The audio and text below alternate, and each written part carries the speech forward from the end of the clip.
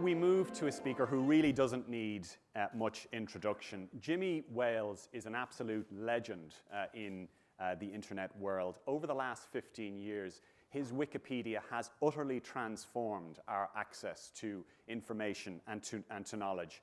With over 40 million articles, all checked by an active community, and it's all done, I think it's all done on a not-for-profit basis. Is that right, Jimmy? Yeah. Wikipedia remains the 5th most visited website in the world. But having democratized information, Jimmy is now setting his sights on another goal. He wants to take on the rise of fake news. So here to talk about this and other issues, would you please welcome Mr. Jimmy Wales.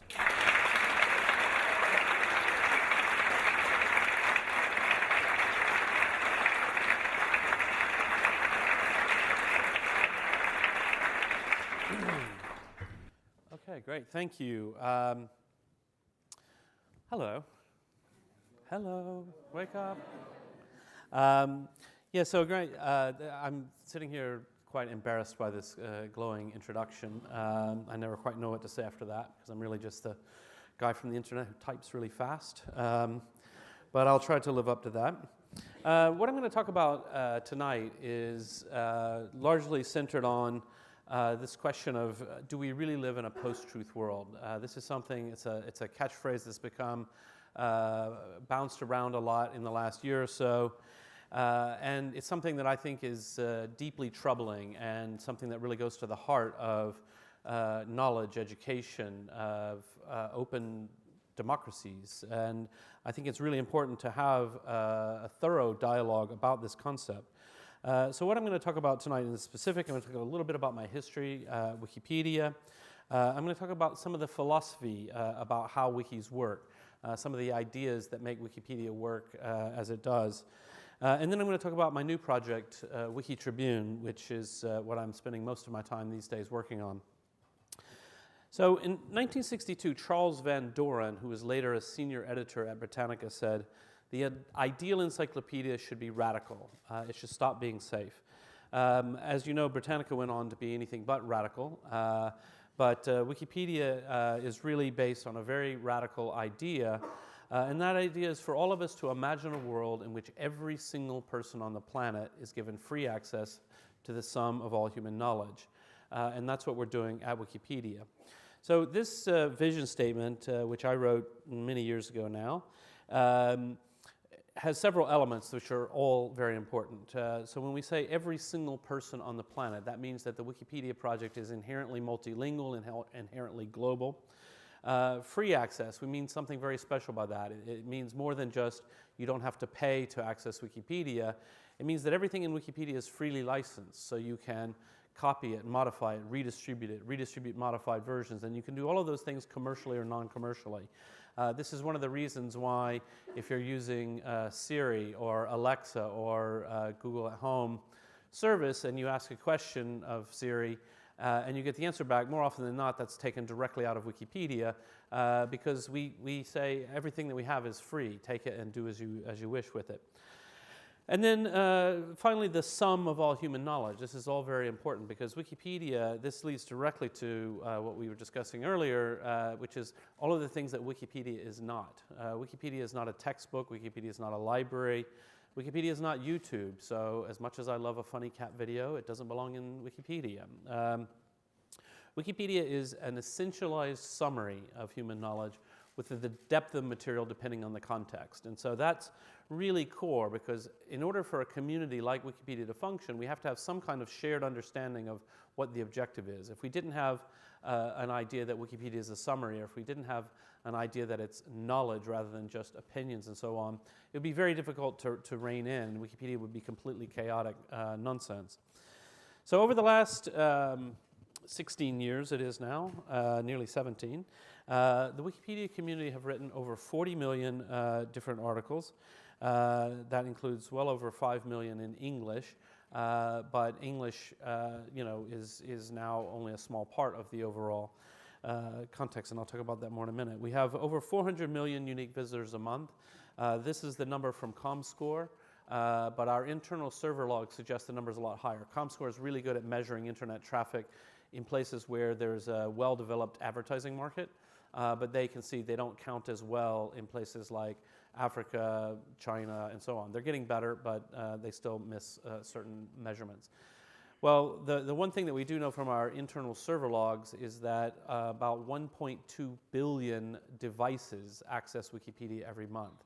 Now, obviously, in this room, most of you probably access Wikipedia in the course of a month on 2 devices, so your laptop and your phone, probably an iPad, and so on. So 1.2 billion doesn't mean 1.2 billion people, but it's a lot of people. Wikipedia is now part of the infrastructure of the world in a certain way. We have 284 languages in Wikipedia, but in my view, this number kind of overstates the case. There are only about 230 versions of Wikipedia that have at least 1,000 articles. So that last 50 or so, those are generally very, very tiny. They're projects that are just getting off the ground. And there's about, I haven't looked at the numbers recently, but there's probably about 10 projects that are over 1 million entries, so they're all quite large. And it's growing all the time.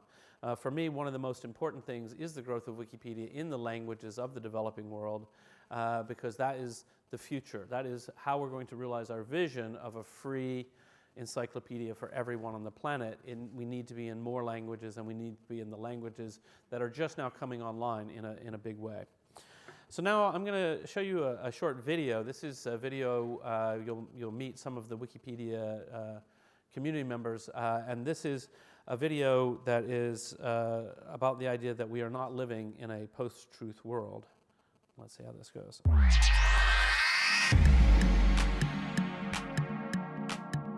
The fact that information spreads quickly means that truth can spread quickly and lies can spread quickly. And Wikipedia, I think, really tries to be that place you go when you've got a moment to reflect, to say, okay, I actually need to learn about this.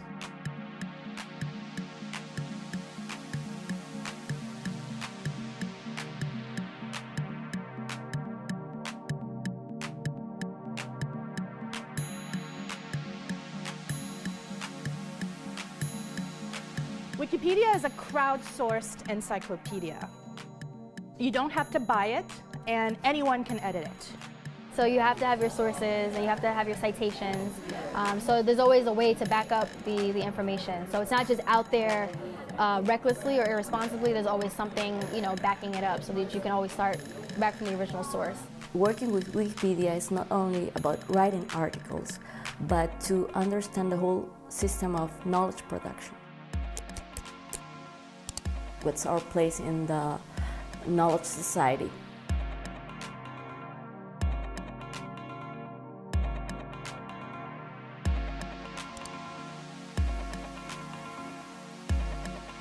وجهة نظرنا هنخليها على جنب، وبكده التحديات مش هيبقى فيه تحديات بمعنى تحديات ان احنا نخش في صراع او ندخل في صراع مع اي طرف.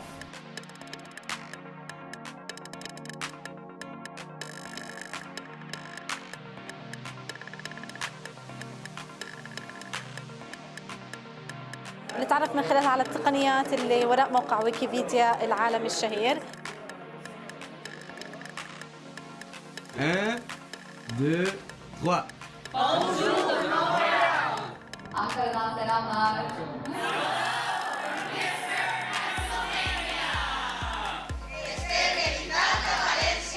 I'm from Ukraine. I'm from Ghana. I'm from Argentina. From Moscow, Russia. I come from Egypt. Hong Kong, Israel, Berlin, South India. Ramallah, Palestine. ما كنت بتوقع انها مؤسسه هلا عملاقه فيها عدد كبير من الفولنتيرز، يعني المتطوعين في الاوبن سورس حوالين العالم. هذا شيء صادم كان لإلي وحبيت الفكره كثير. We are fundamentally community driven, and this is very different from any other top website, and it matters. Whatever you might think of Wikipedia, whatever problems Wikipedia has, of course we have problems. Nobody ever sits around and says, oh yeah, well, they're beholden to their advertisers.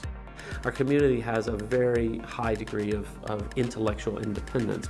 No one can come to us and try to lean on us to put false information in Wikipedia or to hide some true information that they don't like, because frankly, the money comes from the general public, and that means we're beholden to the general public.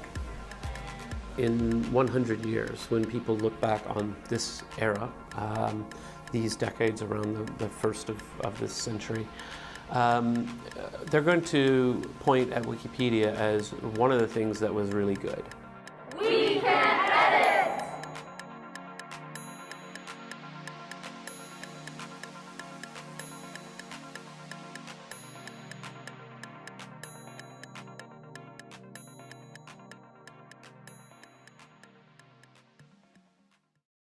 So one of the questions that naturally comes up is who writes Wikipedia?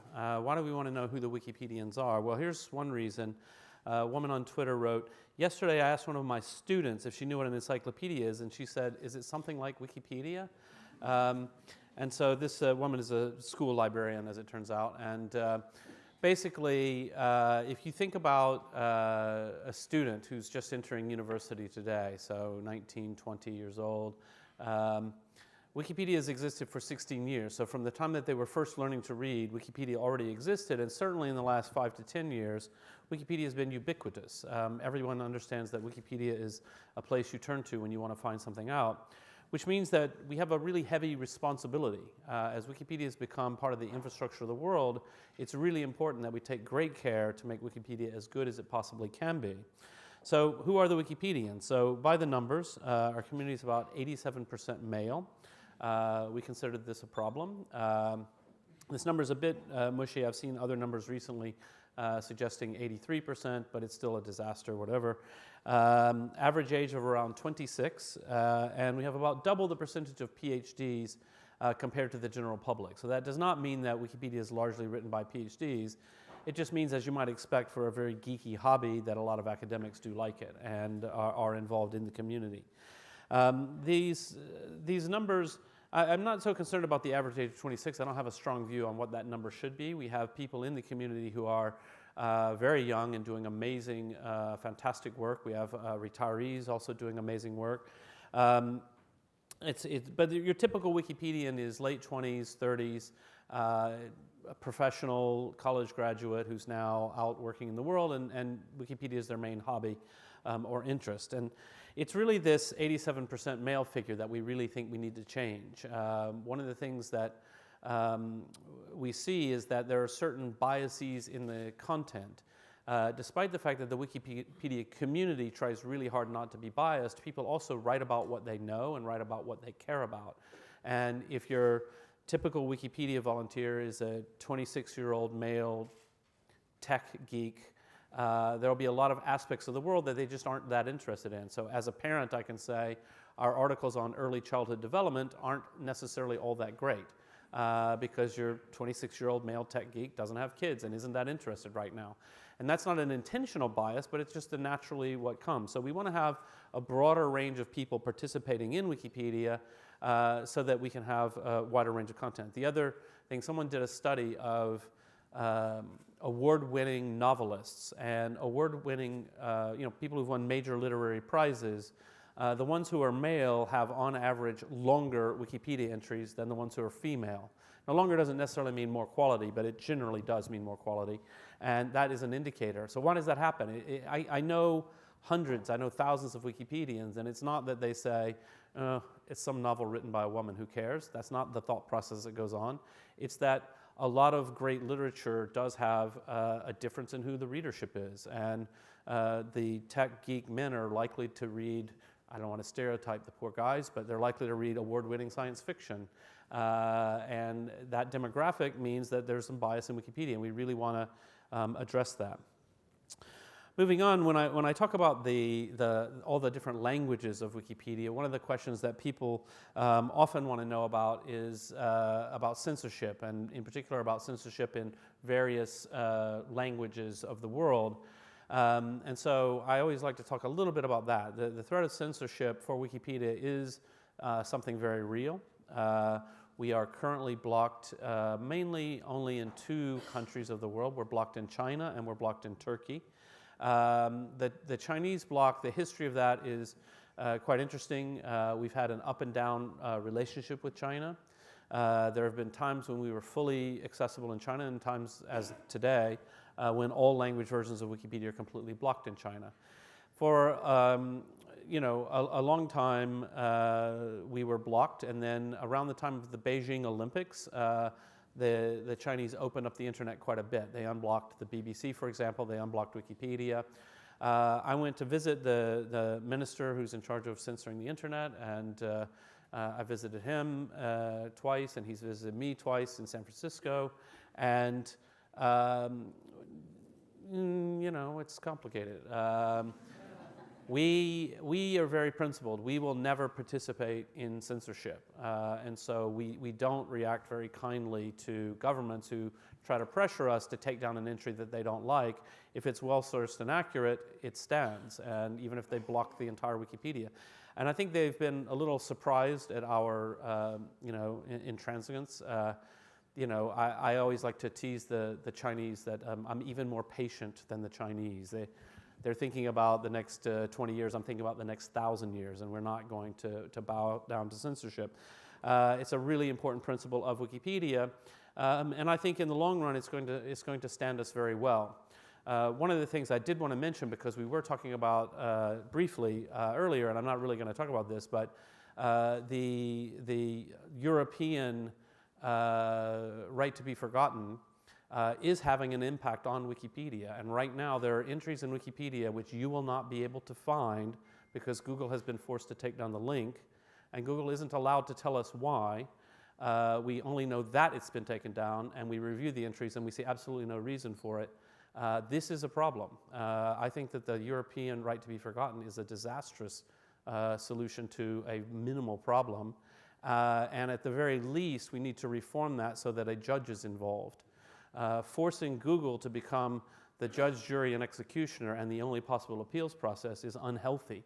Google has done, I think, a fairly good job. They try really hard. They are uncomfortable with this. They've got their commercial reasons for being uncomfortable with it, but it's not really about that. It doesn't cost them that much. I think they're just trying to do the right thing. Obviously, Google has a lot of PR problems, so it's always important to them to be seen to be doing the right thing.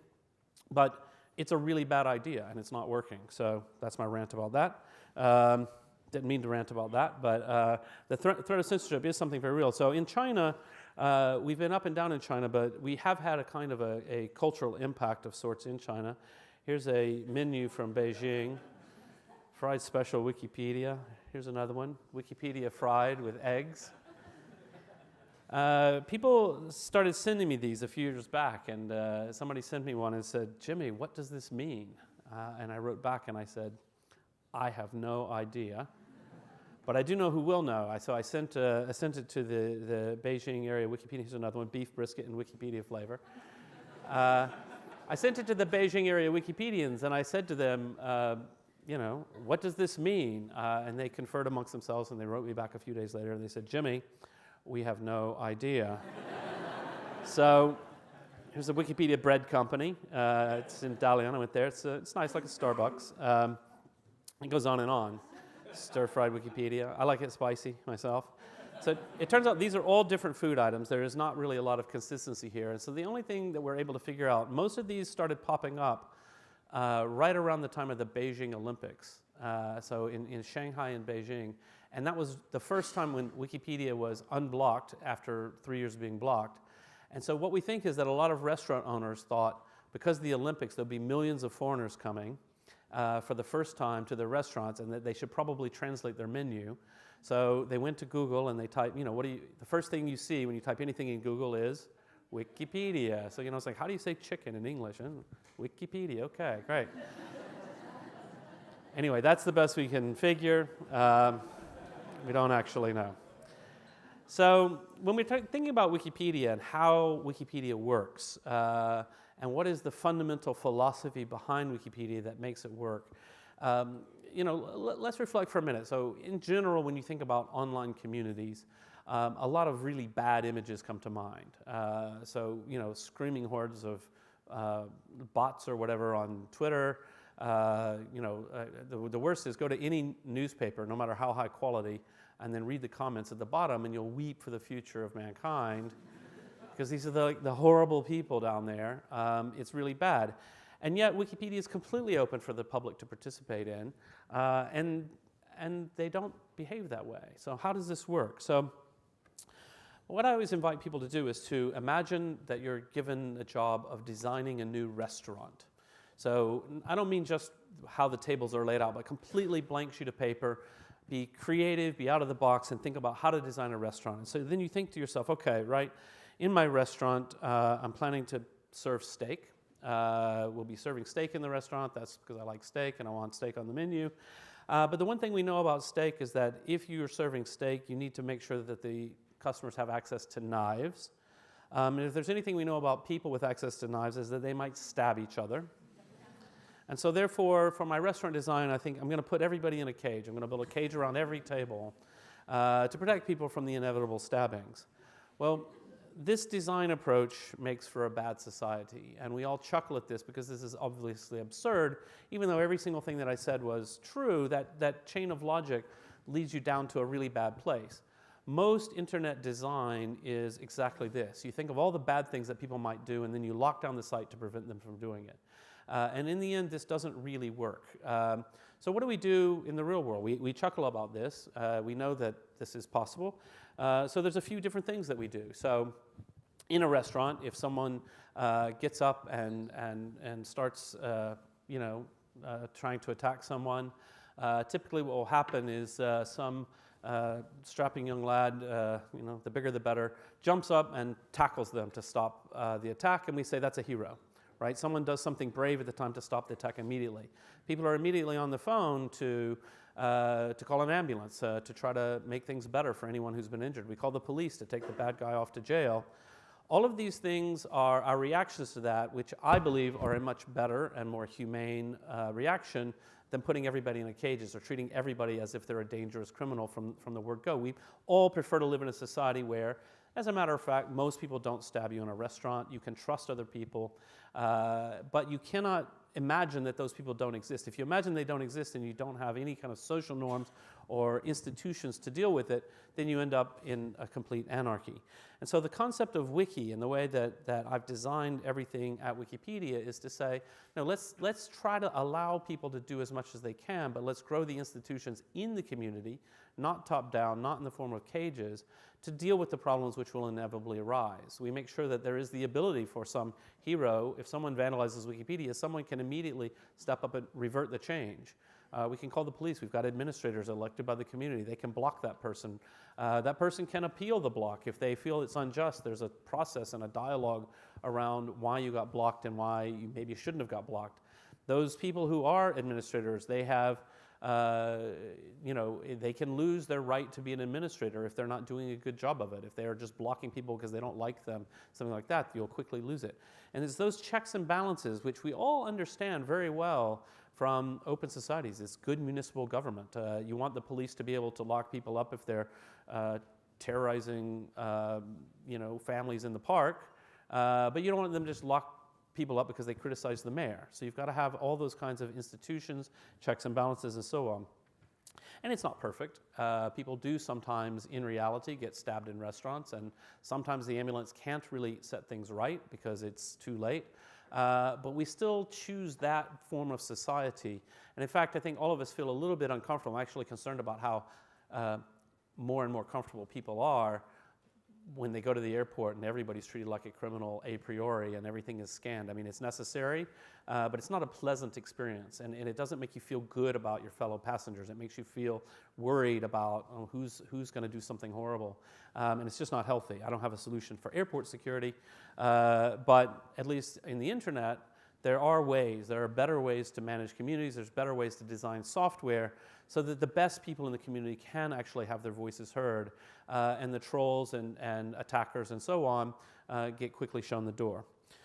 So now I'm working on a new project. So the new project is called Wiki Tribune. The name kind of gives away what the concept is, but I'm going to tell you some more details about it. I've modified the quote from Charles Van Doren to say the ideal news service should be radical. It should stop being safe. One of the things that I've been talking about this for many years and saying news organizations need to really fundamentally bring in community, and nobody's been brave enough to do that radical thing. They barely let you comment at the bottom and so on and so forth. And I really want to bring in a new, very whole-scale form of public participation into journalism. So I've launched this with a crowdfunding campaign earlier this year. I'm going to show you a quick video from the crowdfunding campaign because it explains pretty much what we're doing. The news is broken, but we figured out how to fix it. See, before the internet, we could only get our news from traditional news organizations. Editors, fact-checkers, and reporters were the gatekeepers of news, and we trusted them to tell the truth. We even paid for them to tell the truth. That's how much we respected the news. Then the news went online, and suddenly we wanted it all for free, and we wanted advertisers to pay for it. This is a problem. Because ads are cheap, competition for clicks is fierce, and low-quality news sources are everywhere. Social media, where most people get their news these days, is literally designed to show us what we want to see, to confirm our biases, and to keep us clicking at all costs. It fundamentally breaks the news. And the truth is, on the internet, no one is guarding the gate. So it's time to rethink the gatekeeper, and we call it WikiTribune. WikiTribune is a news site with a new model for the news. It takes professional, standards-based journalism and incorporates the radical idea from the world of Wiki that a community of volunteers can and will reliably protect the integrity of information. Articles are authored, fact-checked, and verified by professional journalists and community members working side by side as equals, and supported not by advertisers, but by readers who care about good journalism enough to become monthly supporters. There's no paywall, so anyone can read WikiTribune. Anyone can flag or fix an article and submit it for review. As the facts are updated, the news becomes a living, evolving artifact, which is what the internet was made for.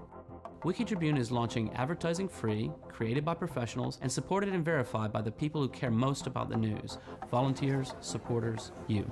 So sign up now to support WikiTribune. It's time to fix the news. Okay, yay.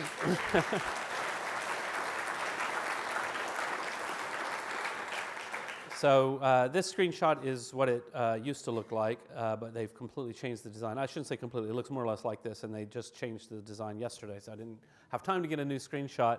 Right now we're in closed beta, and we've got a couple hundred people on the platform.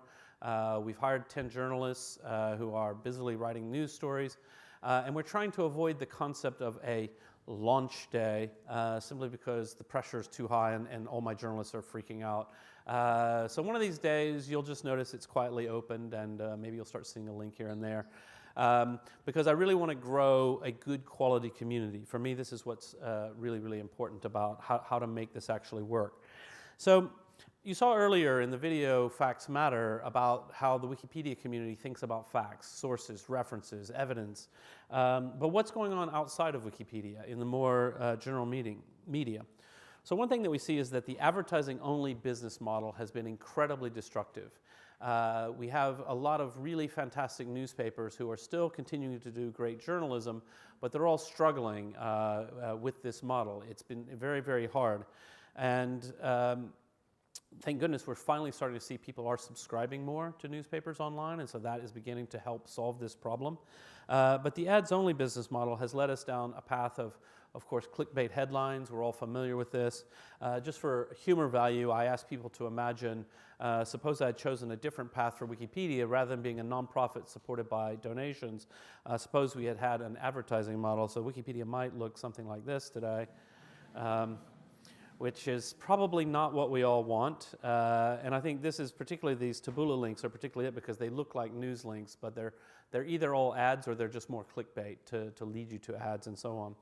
I want to give you an example of something. So people talk a lot about fake news, and I think that is a problem. There's a real problem of what I would call as genuinely fake news, but that term gets overused quite a lot. I mean, when the President of the United States calls CNN fake news, he's destroying the concept. I mean, it doesn't actually make sense.